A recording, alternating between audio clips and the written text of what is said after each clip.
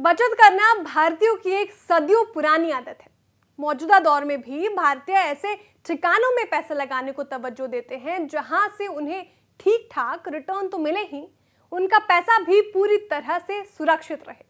यही वजह है कि अपने यहाँ एफडी, आरडी, पोस्ट ऑफिस बचत योजनाओं और कंपनी डिपॉजिट्स पर लोगों का भरोसा बना हुआ है।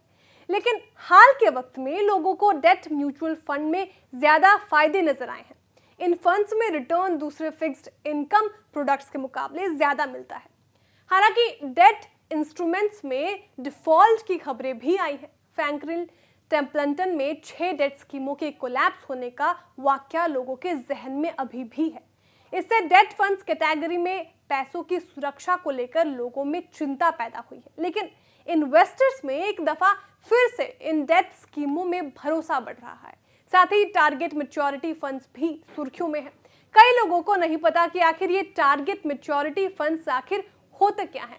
तो आज के बिजमनी में इसी पर चर्चा करते हैं। तो चलिए शुरू करते हैं। नमस्कार, आप देख रहे हैं बिजमनी और मैं हूं आपके साथ Shreya Thakur. Target maturity funds ऐसे डेट फंड्स होते हैं जिनकी एक तयशुदा मैच्योरिटी तारीख होती है। ये एक्सपायरी डेट इनके पोर्टफोलियो में शामिल बॉन्ड्स की मैच्योरिटी डेट की तर्ज पर होती है। इन फंड्स में अपेक्षाकृत कम इंटरेस्ट रेट रिस्क होता है और इनमें काफी हद तक एक तय अनुमानित रिटर्न मिलता है।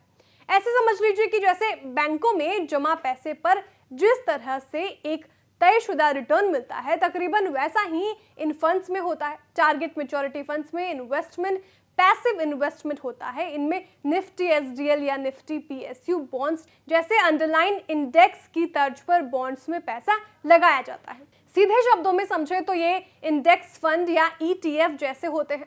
अब बात आती है कि ये पैसे कहाँ लगाते हैं। तो सेबी के रेगुलेशंस के मुताबिक टारगेट मैच्योरिटी फंड सरकारी सिक्योरिटीज जीएसईसीएस, स्टेट डेवलपमेंट लोन एसडीएलएस और पीएसयू बॉन्ड्स में ही पैसे लगा सकते हैं, जो कि अंडरलाइन बॉन्ड इंडेक्स के मुताबिक होते हैं। इसी वजह से टारगेट मैच्योरिटी फंड की क्रेडिट क्वालिटी बहुत ऊंची होती है और इसी से आपका पैसा सेफ रहता है। अब करते हैं इन फंड्स के फायदे की बात। पहला फायदा है फ्लेक्सिबिलिटी का। ये फंड अलग अलग टेन्योर के साथ आते हैं और इनमें कितना रिटर्न मिलेगा ये भी तय रहता है। दूसरा फायदा है कि इंटरेस्ट रेट में उतार चढ़ाव का आप पर कोई असर नहीं होता। इन फंड्स के रिटर्न चढ़ते इंटरेस्ट रेट के माहौल से सुरक्षित रहते हैं। इन फंड्स में इंटरेस्ट रेट का रिस्क पारंपरिक बॉन्ड फंड्स के मुकाबले कम होता है, क्योंकि ये बॉन्ड्स को मैच्योरिटी तक होल्ड करते हैं। इसकी वजह से इंटरेस्ट रेट में उतार चढ़ाव से ज्यादा दिक्कत नहीं होती है। इनमें टैक्स का भी फायदा मिलता है और यहीं से आपको दूसरे इंस्ट्रूमेंट्स के मुकाबले ज्यादा फायदा मिलता है। इसे एक एग्जाम्पल से समझ लेते हैं। मैच्योरिटी इंडेक्स फंड और एक पारंपरिक डेट इन्वेस्टमेंट में कौन भारी पड़ता है। मान लीजिए कि आप 5 लाख रुपए मैच्योरिटी इंडेक्स फंड में लगाते हैं और इतना ही पैसा ट्रेडिशनल डेट इन्वेस्टमेंट में लगाते हैं। निवेश की अवधि 14 साल रख लेते हैं। इस पर अनुमानित CAGR 7% मान लेते हैं। दोनों में महंगाई का अनुमान सालाना 5% के आधार पर कर लेते हैं। आपका रिटर्न हुआ 12,89,267 रुपए। मैच्योरिटी फंड का इंडेक्स कॉस्ट ऑफ एग्जीबिशन हुआ 9,89,966।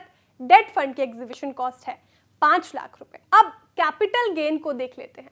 मैच्योरिटी फंड का हुआ 2,99,301 रुपए, जबकि डेट फंड का हुआ 7,89,267 रुपए। अब टैक्स देख लेते हैं। मैच्योरिटी फंड पर लगेगा 59,860 रुपए टैक्स, जबकि पारंपरिक डेट इन्वेस्टमेंट पर टैक्स हुआ 2,36,780 रुपए। टैक्स के बाद मैच्योरिटी फंड में आपके पास बचेगा 12,29,407 रुपए, जबकि ट्रेडिशनल डेट इन्वेस्टमेंट में यह रकम होगी 10,52,487 रुपए। इस तरह से पोस्ट टैक्स रिटर्न की बात करें तो मैच्योरिटी फंड में आपका रिटर्न 6.64% बैठता है, जबकि ट्रेडिशनल डेट में आपका रिटर्न 5.46% बैठता है। ये डेटा SBI के टारगेट मैच्योरिटी फंड से लिया गया है। ऊपर दी गई टेबल से पता चलता है कि target maturity fund traditional debt investments के मुकाबले कहीं ज्यादा टैक्स एफिशिएंट है।